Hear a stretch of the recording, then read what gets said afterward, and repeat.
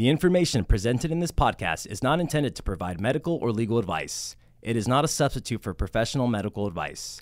Before using cannabis or making any changes to your treatment, consult a qualified healthcare provider. The views and opinions expressed in this podcast are those of the hosts and guests and do not necessarily reflect the views and opinions of OLAS Media or its sponsors. OLAS Media.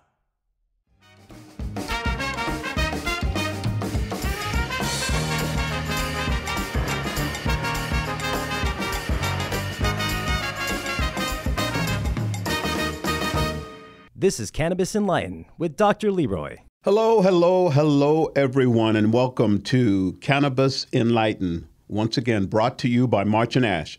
I'm your host, Dr. Leroy. And today, a few weeks before Juneteenth, I have a very special guest. Now, all my guests are special, okay? But I'm going to say this is an extra special guest because he checks off a lot of the boxes that Dr. Leroy likes. Like, you know, all of you know I'm African-American, so our guest is African-American. I'm a dreadlock kind of a guy, and it looks like my guest is kind of like dreadlocks. I'm going to say kind of like. And he smiles a lot, which Dr. Leroy likes to smile a lot, too. So he checks off a lot of boxes. He is co-founder, president, chief product officer, and CEO of a very well-known brand, Papa and Barclay. I'm just so happy to be able to get him. I know he's very, very busy, and he's going to share with us some of his secrets as to how he got to where he is at the top of Papa and Barclay. I'm excited, and it's a huge, huge pleasure to welcome to everyone the president and product officer, CEO of Papa and Barclay, Guy Rocourt. Guy, would you come on and introduce yourself and tell us a little bit about the place where you work? Yeah, absolutely. Thanks for having me, Dr. Leroy. I really appreciate it. It's always a great opportunity to share thought leadership about cannabis. So my name is Guy Rocourt. I'm currently the CEO of Papa and Barclay. I started as the chief product officer. I am one of the four co-founders. Myself, Adam Grossman, Scott Gordon, and Ellie Gordis, I should say, got together in 2015 and decided that we were going to put forth our hero product, the topical, that my partner Adam had used on his dad. His dad was diagnosed with cirrhosis of the back, was on hospice, not able to get out of bed. And out of desperation, Adam took some inhalable grade flowers, this is in Massachusetts, soaked them in coconut oil, and was able to rub them on his dad's back. And sure enough, his dad got out of hospice. So he had deep belief in this product. He contacted me as a cannabis expert and our two financial partners, and we raised some money around that hero product. I then later, down the line, right before the pandemic, so late 2018, I took over as president as Adam transitioned to the board. At that time, I didn't really have desire to be CEO. I love making products, being product officer, but I didn't have the will of the team. So I took the mantle of president while we went out to market for CEO. Like many cannabis companies, I think we took a misstep.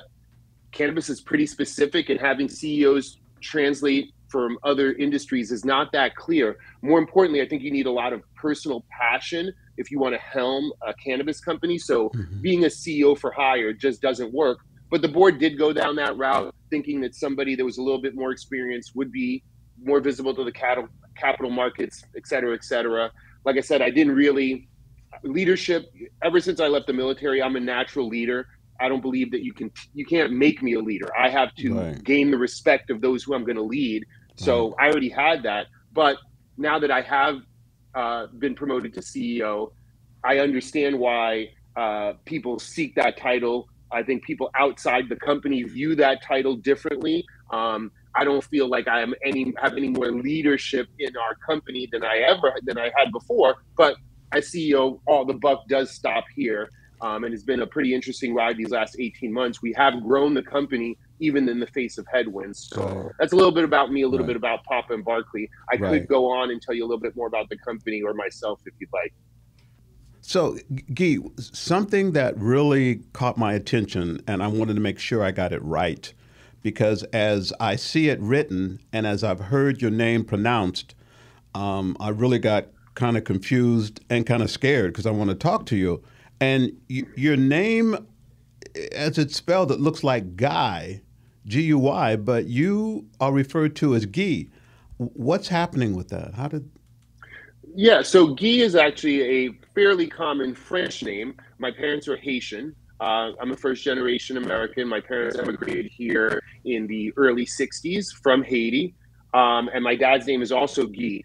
So when I was younger, I used to travel to Haiti when it was a little bit more stable, and I just grew up being called Guy. French was a language in the house. And so by the time I got to school, I never changed it. Now, when I was younger, I did go to a Catholic school and up until like 4th or 5th grade. And then I was like, many kids just really wanted to go to public school. I wanted to go to IS 238, which is right off Hollis Avenue in Queens. Yeah. And so I did go to, I went to PS 118 for 5th grade, and then I went to 238 on Jamaica Avenue in Queens years and years ago. So I just carried it on and just insisted people call me Guy. And interestingly enough, in New York City high schools, I went to Aviation High School and junior high school, we went by our last name anyway, so everybody called me Rocourt. Right. So it wasn't too big a deal. But then by the time I got to college, it occurred to me that the only people that call and say, "Is Guy there?" were bill collectors. So I was like, I'm sticking with Guy. If you know me, you call me Guy. If you don't, I need to be suspect. Oh, that's funny. That's priceless, man.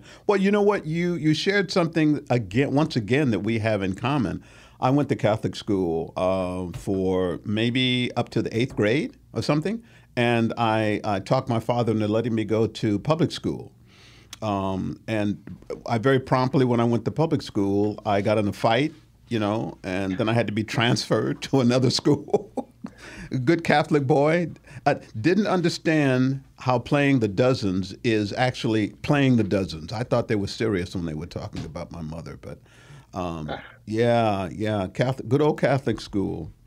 Now, you've also talked a little bit about, and I read about your time at Rochester College, which is not the kind of college that just anybody goes to. I think it's Rochester Institute of Technology. Now, you can't be a fly-by-night person to go there. And as I read it, it was just like, oh yeah, and he went to Rochester Institute of Technology. What? I mean, what took you there? Yeah, so like many kids, grew up in New York City, didn't have many prospects. It's not like my parents could really afford college, but always blessed to have some good mentors around. And I decided to go into the service and pay it forward. I was still 17. I turned 18 in the service. So the summer I graduated, I was 17 years old. My parents signed the forms and I went to the U.S. Navy. I came out here to San Diego in California, where they used to have a training center. It's now closed, and trained. And I had pre-qualified for one of the affirmative action programs in the 80s called Broadened Opportunity for Officer Selection and Training. It did require me to take the risk and enlist and go to the fleet. And these things are not guaranteed, but luckily it worked out. After boot camp, I got assigned to a boat, but then quickly got reassigned to the schooling program where I went for basically another year of remedial high school, and then that qualified me for a scholarship. RIT was my backup school because it was in New York, but not NYU, not close enough to be right up under the parents, but close enough to drive home if I needed to in Rochester. The academy, of course, was my first choice. I did not get accepted to the Naval Academy, but RIT was a very good secondary school. And at the time, I was going back for physics because back then we were still in the Cold War, and I thought I would go back, nuke power, and be a lifetime officer. I mean, I am a patriot, even given all the craziness that's going on now. Real patriots know the difference between fascism and theocracy. I understand the Constitution because I got read in on what the Constitution really is and what it means in detail. And of course, you can imagine that these days it's a little frustrating to see the flag being co-opted by essentially enemies of the state. I'll leave it there. Right. And through your travels right now, you're in California and we're talking remotely. What part of California are you in? Right now I'm in Humboldt County. Okay. So, the capital of cannabis, if you will. Mm-hmm. Okay. All right. Now, it sounded to me like your your evolution, your pathway to the top was as a cannabis business professional. Did you do much education? Were you involved in cannabis education as you ascended to the top? A little bit, but it's kind of like, I think for many people like myself that have 25 years in, there is a little traditional market school of hard knocks is how I'll refer to it. So when I first started, back in 1998, 99, I was advocating with Montel and learning a lot about cannabis myself, learning a lot about how cannabis helped him with MS, learning a lot about, we visited the Women's Alliance. Montel as a celebrity gave me great access to a lot of individuals who wanted to share their story about how cannabis helped them overcome, medicinally overcome some challenges. By about 2000, I had started a small grow, and 2 lights become 4 lights, become 8 lights, as I like to say. We had the whole no doc loan thing. My partner, my growing partner, gentleman that was Harvard educated, had worked for Time Magazine, but had Crohn's disease, another chronic ailment that took him out of the workforce. But he was a great partner growing because we could have a flexible schedule. And of course, the medicine helped him and whatnot. And yeah, we didn't mean to, but, by, I'd say, early 2002, 2003, I found myself a little bit of an outlaw because it's like I'm advocating, but I'm also providing safe access. Right. And I made the choice to be like, you know what? I'm going to provide safe access. I'm going to figure out this growing thing. I'm going to let the lights grow. And like I said at the time, you were able to get a house just based on a paycheck. I do a music video. I guess I buried the lead. Out of college, I did not go back into physics. I went to physics for a few years, but then I switched to film. And when I finally graduated, I graduated with a film degree and immediately went to New York and joined the DGA. So I worked in film as low budget here and there, worked my way into Directors Guild. That's when I met Montel and worked on his movie, which was a union movie. And then we did the advocacy. And then finally I come here to California working in business development at Paramount and, had a choice to make at one point around, do I continue expanding these grows? And I thought cannabis would be legal at any moment. So we had a couple of houses, lots of lights burning, making units, sharing safe access. And I thought that would be a year or two. And it turned out to be a decade. Like, it wasn't about money. It wasn't about necessarily enjoying learning how to grow or whatnot. It was like, I felt for the first time I was doing something awesome for my community and people.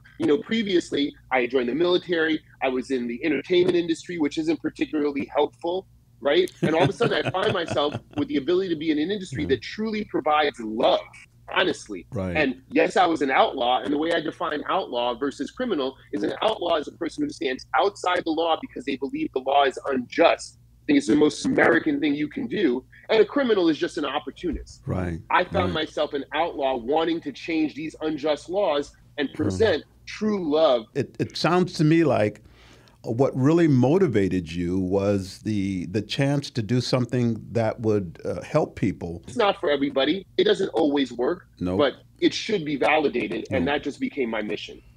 Well, it astounds me because I see your product, and you've got many different types of products on shelves. A lot of the people that I interact with talk about, Papa and Barclay and how good it is, especially the salve that you rub on. And they're kind of amazed that there's no prescription for it, that you can walk in a cannabis store, a retail store, and buy it. Was there ever a thought that it would be by prescription only? Yeah, so look, even now, hopefully the feds aren't listening. Please turn off your microphones, NSA. Look, we live in fear of the FDA. And this unregulated CBD market may prompt that. Prescription, non-prescription, I'm not sure. Look, the barrier of entry going into a cannabis store right now is already pretty high. It's still federally illegal, so the jig's not up yet. That being said, I do think that cannabis should be over the counter. There's not enough downside to merit somebody having to spend, especially in our country, spend extra money to get a script or have a doctor validate it. I think that's too much, considering some of the things that are over the counter. I mean, if Advil isn't prescription, then I don't think cannabis should be. That's my humble opinion. That being said, I think that it is strong medicine. I do believe in proper dosing. I believe in a lot of the compliant things that we've enacted. A consumer should be able to see the milligrams. They should know that it's consistent. They should be advised of its intoxicating behavior and to start low and listen to their bodies and whatnot. They should understand that the onset time of edibles could be up to 2 hours and not to double load, and really try these products low and slow before they get too deep into the water.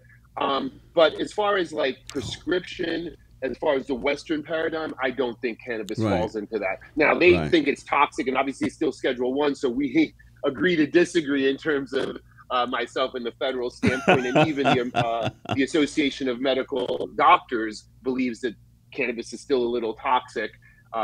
I don't believe that, and so hopefully I'm with you. We'll eventually meet in the middle somewhere. I'm with you. I as you heard me say on the offset of our program, that we are sponsored by March and Ash, and I have to tell you that that's where I first became knowledgeable about your products. And you know, we have we're also affiliated with Cannacraft. Up in Santa Rosa, where, you know, March and Ash and Cannacraft are one big, you know, organization. I don't know if you knew that. Yeah. So we have Care by Design and ABX that are, you know, similar. But I got to tell you, the first time I used the product was, Papa and Barclay product was through March and Ash. And, you know, if I have any aches and pains, and if I, you know, have to refer people to a product, it's your product and our Care by Design, you know, because they work. They work. And that's the people that have been using different types of medication for a long time. They always come back to your product or the Care by Design. And naturally, I always tell them that, hey, if you're going to go to a retail store, you got to go to March and Ash. You got to go there. Have you been to San Diego lately? I haven't been to San Diego this year, but, you know, yeah, I find myself for, you know, usually a lot of conferences at that hotel that's like on the water and whatnot. I had worked with a hemp company that was literally located downtown, and the number of the building was 420. It's kind of interesting. Yeah, so look, I'm a little familiar with San Diego. I don't think I've been to the March and Ash dispensary there, but, you know, shout out to the folks at Cannacraft. You know, they're definitely a legacy brand. It's made turned the corner. I've been blessed to train a lot of cannabis professionals. So one of our marketing directors that we had gotten from Tylenol fame, Angela Fee, left our company and went on to Cannacraft. She created Gem and Jane and Farmer and the Felon. Those were some of the brands that she helped implement. She's now at State House. So yeah, I got a little bit more understanding about them. And of course, Care by Design has definitely been a competitor to Pop and Barclay in the tincture space, but total respect for them being a legacy company. And, you know, we do things differently. You know, there's different price points. Like ours is whole plant and definitely just tastes like the plant, which I refuse to change, even though everybody's always like, you should flavor it. I'm like, I make natural medicine. Sorry. And look, that's why I leave room for other people. You know, our lane is very clear. Our guardrails are very clear. After decades of doing it right, I'm down the rabbit hole. I only want to create products that are clean, fair trade, you know, good for you products, because I do believe all cannabis is wellness. So that's concentrates, that's tinctures, that's gummies, everything we put. There are no preservatives, no chemicals. You know, we have alcohol in our manufacturing lab, but it's just to wipe the counters down. But no chemicals, no preservatives in how we extract the cannabis, the excipients that we use. We're just way down the rabbit hole in that regard. So it does make our product fairly unique and differentiated. Well, we share the same things. We share the same passion for cannabis, for the flower. I tell people it's about wellness. And they say, well, what about the THC? I said, well, look, you got to have a little THC for the CBD to get in there and work. That's why we just keep pushing. Like, this is like more satisfying than the money is the feedback that we get. And like Pop and Barclay prides itself on owning that first cannabis conversation. So amongst older folks, where they are usually really, you know, they've been programmed like all of us. Like, oh, cannabis is bad. And if you can get them to use the bomb on some of their achy joints, first of all, they don't get this psychoactive effect. So all this notion of like, oh, this, you know, everything's going to go wrong if you use cannabis, they start to get a little bit, you know, calm about that. But yeah, the product works. And I think the first introduction to that resetting of DCS, meaning you're rubbing this on or you're taking your CBD pills, and your endocannabinoid system is trying to reset. Yeah, that is a systemic thing. You know, cannabis is not a pain blocker like, let's say, an Advil. It's not trying to fool you. It is actually trying to reset your nervous system to stop giving you that auto pain response. I like that. Right now, obviously, if your leg is broken, you might need to take Oxy.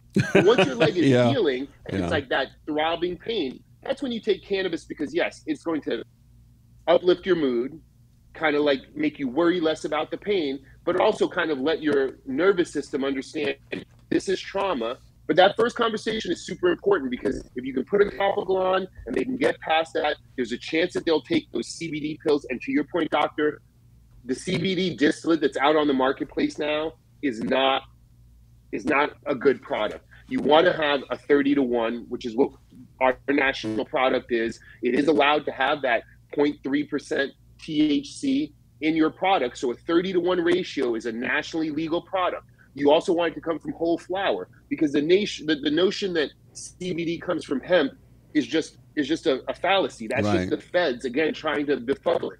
Wow. The Cannabis Enlightened audience, they're not only listening to the president, the top of a company, but they're getting a really magnificent cannabis education. You know all the ins and outs of the flower, what it does, and compared to other medications too. I like the way you said it. It doesn't block. It solves the problem. That's really important, because a lot of people take medication, and I've taken it myself at different times, and I know that it's blocking the pain, but it's not solving the problem. But your product solves the problem. That's fantastic. Yeah, and for me, it's like, we think about, like, especially as people of color, we understand this notion of systemic bias. And I get too angry to ever have to justify myself. Like, I can't do that. Like, I don't even feel that's appropriate. But with cannabis, which has also been besieged by systemic bias, hundreds of years of misinformation, at least 100 years, our entire lifetime of misinformation and demonizing this plant, well, that I can argue and stay calm. Right. And so I've had every argument over the last 20 years, every naysayer, every person with fake facts and ridiculous craziness about cannabis, I've disarmed, and I can calmly just point to facts, show you the real data, give you real patience, so that I can engage in and start to give people a pass and say, okay, you've been programmed that this is the devil's lettuce. Let me help you walk back from that ledge. When it comes to, like, being a person of color, I usually get too frustrated. I'm not going to explain to you why, especially with all the craziness going on today. It's like, I'm not going to explain to you why that's obviously, I don't want to go down that route. No. I get you. I get you. I saw an interview you did with a Christian organization, and I was really surprised at that. To see you in that.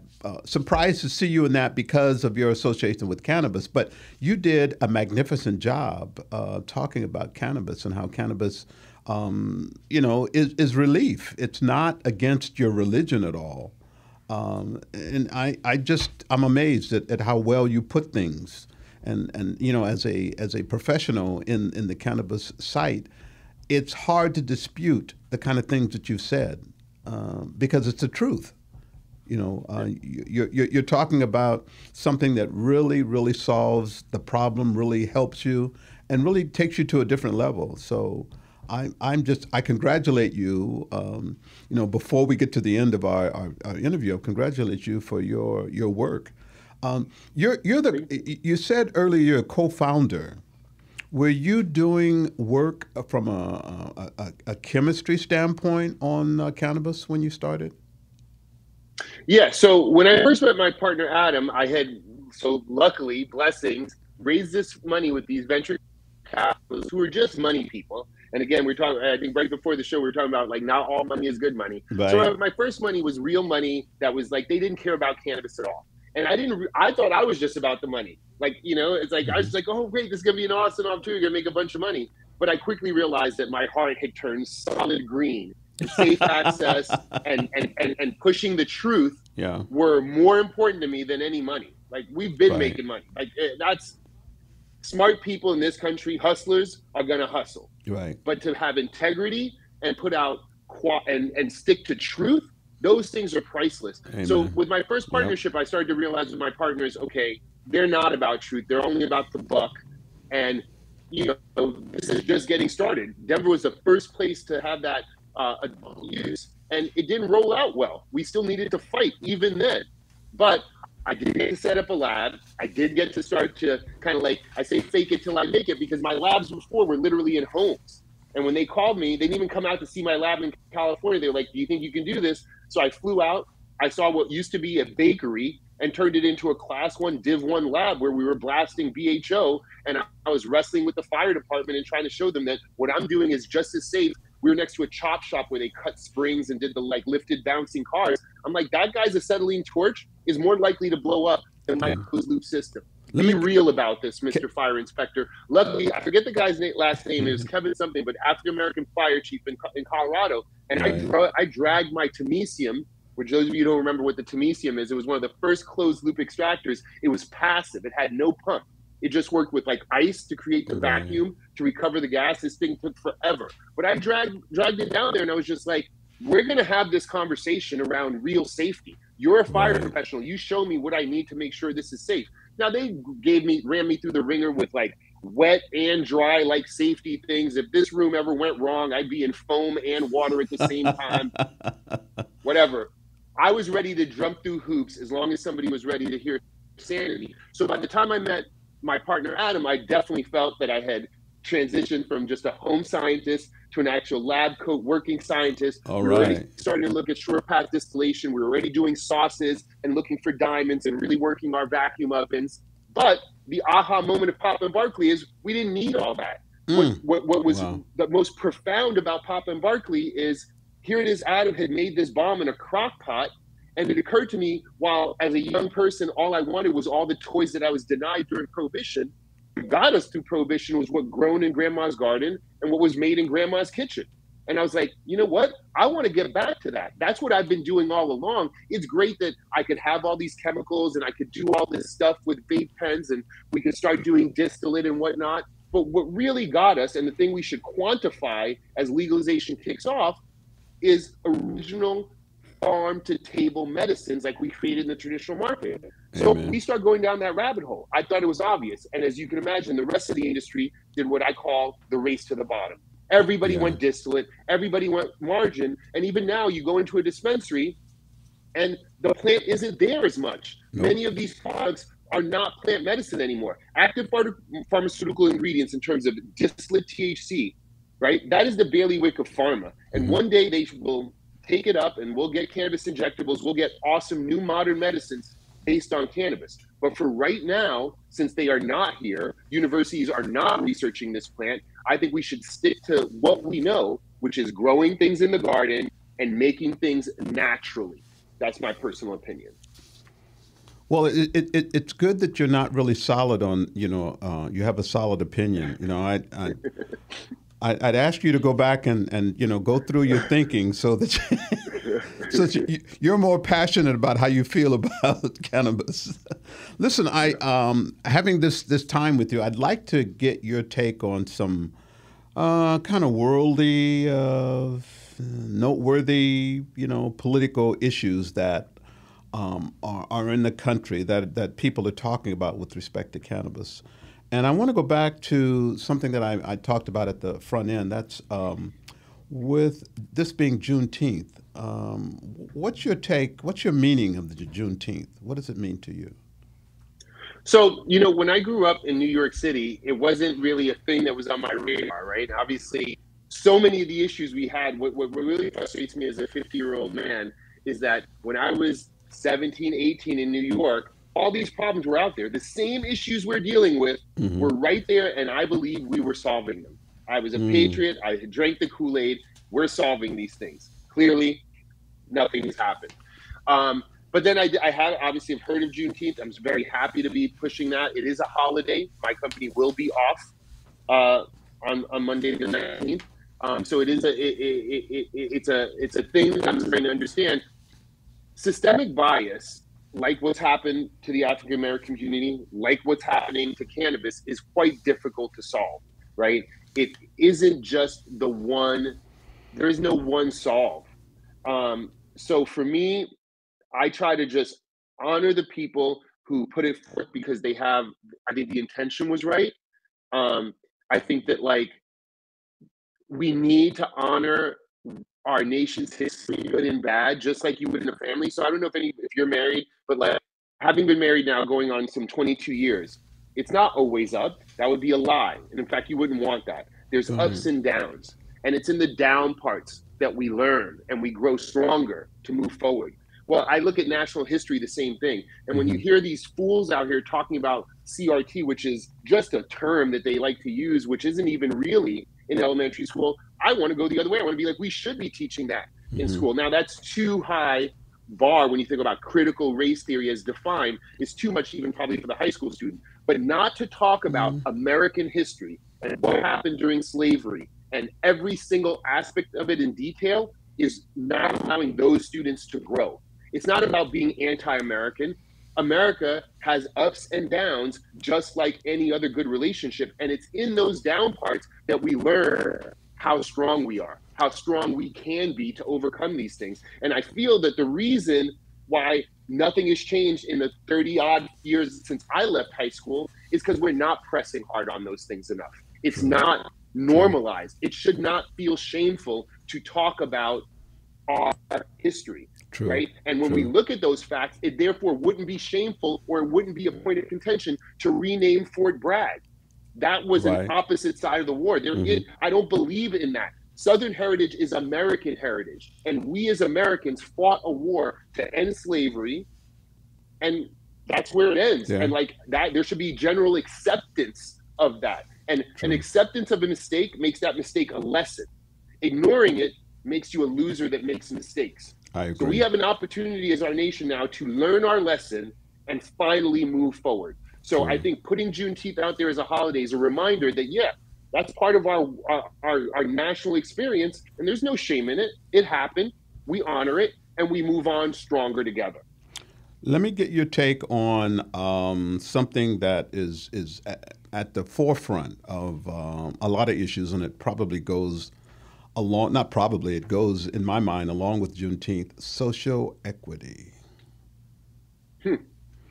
Social equity is probably the hardest thing that myself as a person of color has had to wrestle with. Early on, of course, I wanted it to work, but I can tell you as a business owner, again, ending systemic bias is quite difficult. If we really want to have social equity, it all goes back to education. Because no matter how much you want to empower others, if they don't have the proper base, it just sometimes does not make them qualified, and you can't make somebody qualified. And that I interviewed so many applicants, and at first we were looking to see, can we get a social equity license, want to empower people because we had some good capital on our side.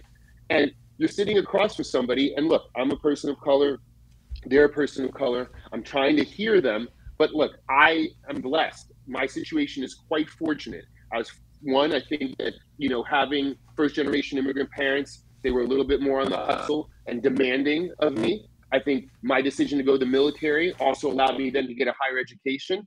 So those are opportunities that weren't really afforded to me. I think I lucked out into them. And I think most of our people that fall under that social equity umbrella are not given those opportunities early on to educate themselves and prepare themselves for the business community.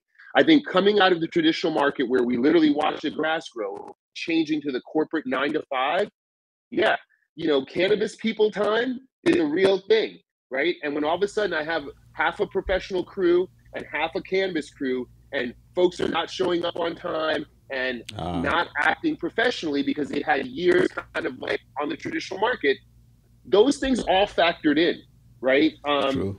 I don't know how to solve social equity. Those are my thoughts and observations. I understand it as a concept. It is the right thing to do. However, to just throw some money or throw licenses at a person because they're a person of color or because they're a woman and not make sure that they have the education to succeed, then you're just paying face. You're just saying, oh, it's like kind of like what we did with affirmative action. It's like, oh yeah, we have these programs. Okay, you have these programs.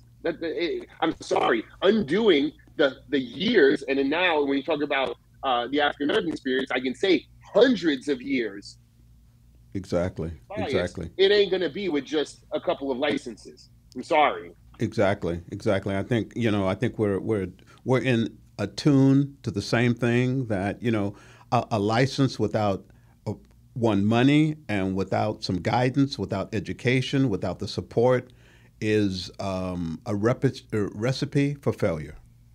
It's just And it reinforces that echo chamber because without placing blame on certain individuals, I think the banking establishment, which is a bastion of, I have to say it, white supremacy. I've been avoiding that term since you asked me earlier.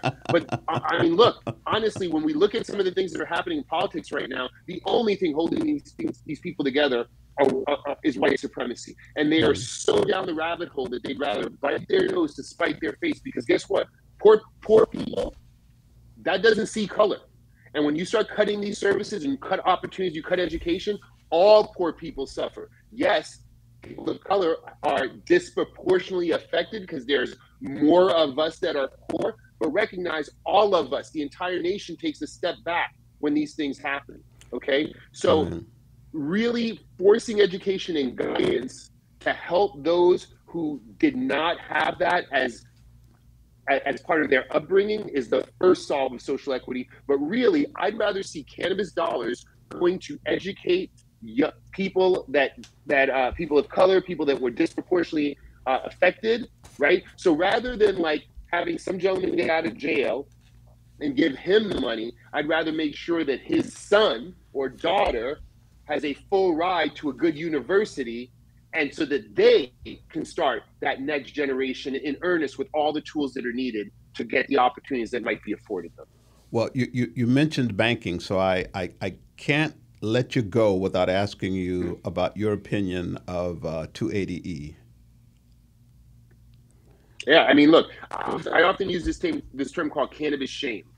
And cannabis shame is when we haven't done the work to realize that all of us, myself included, have been programmed with bias around cannabis, right?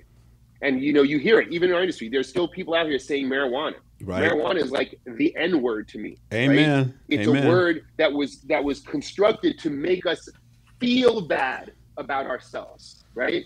And here it is still out here in our industry. So when it comes to 280E, that is just cannabis shame. Like, how is it that more states, enough states to ratify an amendment to the Constitution, have moved forward with cannabis, but yet Bank of America will cut all my accounts, Chase, I'll loop them all in there, will drop my accounts if they even think I'm in cannabis. It's not cool. Like, Exactly. I mean, that's like, I hope that I hear there's something, that there was something on the summer session around safe banking. It doesn't mean abating 280E. Safe banking is not enough. But yeah, 280E basically says, you're saying that my gains are ill-gotten, and therefore I can't take those appropriate tax deductions. And yeah, it's choking me. I owe the feds a lot of money, and we're on a payment plan. But even as a patriot, sometimes I'm like, no, you really don't deserve this money. And we won't get into the budgets, the amount we spend on defense spending, all that. It's like the money's there. It's like I don't like nobody likes being treated like a fool. And any person who can do basic math and is paying attention realizes that we probably should have cut the defense budget 10%, because all we're doing is paying the people that are literally still have their boot on our neck. That money goes into the defense budget, right back to those weapons dealers, the same people who keep guns on the streets. Our tax dollars are funding them, and it's just got to stop. And if we had cut that budget 10%, the debt ceiling budget would have been the whole thing. It's like, we have plenty of money. And having been in the military and carried that big stick, we don't need it. We just don't. I refuse to be manipulated by fear anymore. That's what it is. It's always this like fear. Fear of what? Fear that who's going to come over? Last time the Cold War ended, and we literally dominate. I don't fear China. I don't fear any of these nations. We should not fear. But our politicians want to make us fear so that they can spend the majority of the money keeping themselves in an echo chamber where our tax dollars essentially go to defense contractors, which are that same crony group which run everything. We know it, and the only people that can stop it are the American people. I'm amazed. I'm wowed. Is there any subject that I could put to you and you don't know anything about? I mean, I'm sure. I don't think so. But listen, you have been so very gracious with your time. I really appreciate it. And I know how busy you are as the head of your company. So I'm going to have to say thank you very much for allowing us to hear you, listen to you, and take the words of wisdom that you have given us. When people hear this, I'm sure they're going to say, wow, I'd like to reach out to him. Is there any way that the average, citizen, the average cannabis enlightened listener can reach out and maybe contact you? Absolutely. First of all, thank you for the platform. I love sharing, my passion. I just want to share my truth, which hopefully is the objective truth. And if it isn't, to all the listeners, please hit me up. At Pop and Barclay, we have a motto, best in class. And at one point, one of my investors was like, what does that even mean? Give me a minute. I define best in class as if you know better, you do better. I don't fear constructive criticism, and I don't make mistakes. I learn lessons. So if I've said something incorrect or something that somebody disagrees with, please reach out to me, because I will take that and honor that. Because if you're correct, I'm making a change and you've helped me move forward in life. So the ways you can find me is I'm happy to say that I am starting a consulting arm. So you can find me at GuyRocourt.com. So that is GuyRocourt.com. You can also find me on Instagram and LinkedIn at that same name, Guy Rocourt, or at Guy Rocourt.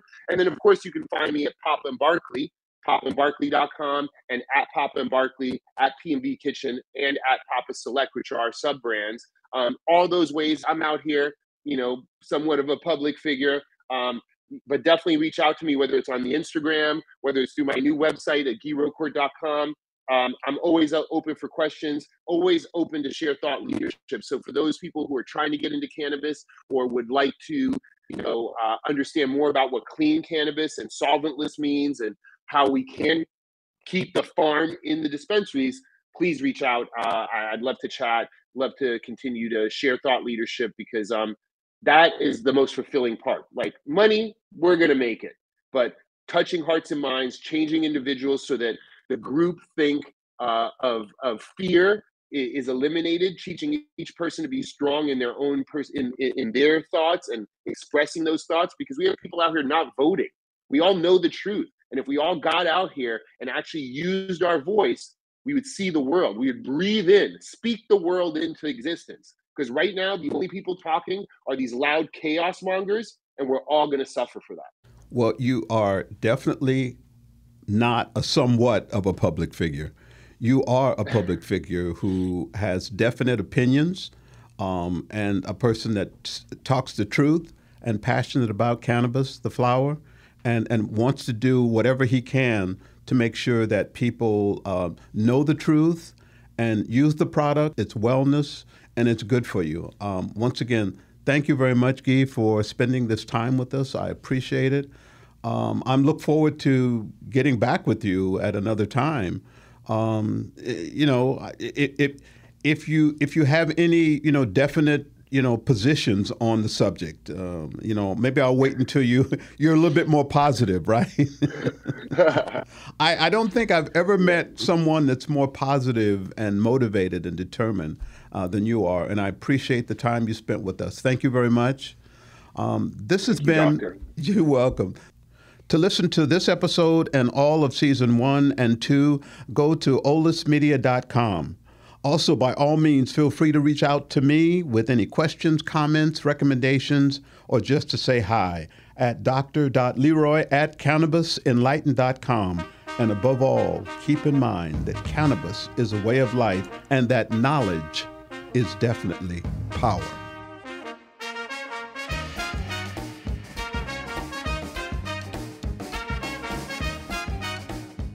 Thank you for listening to the Cannabis in Line podcast, sponsored by March and Ash. If you're interested in exploring more about the products and services offered at March and Ash, be sure to visit their website at marchandash.com. Cannabis in Line is produced in San Diego, California. Jessica Garcia serves as a general manager, Elia Ramos as the creative director, JC Polk as executive producer, Lena Alvarez assists with production, and Chad Peace, who is a president and founding partner. To learn more about March and Ash and their premium cannabis products, visit their website at marchandash.com. This podcast is a production of Olas Media. Thank you for listening. Olas Media.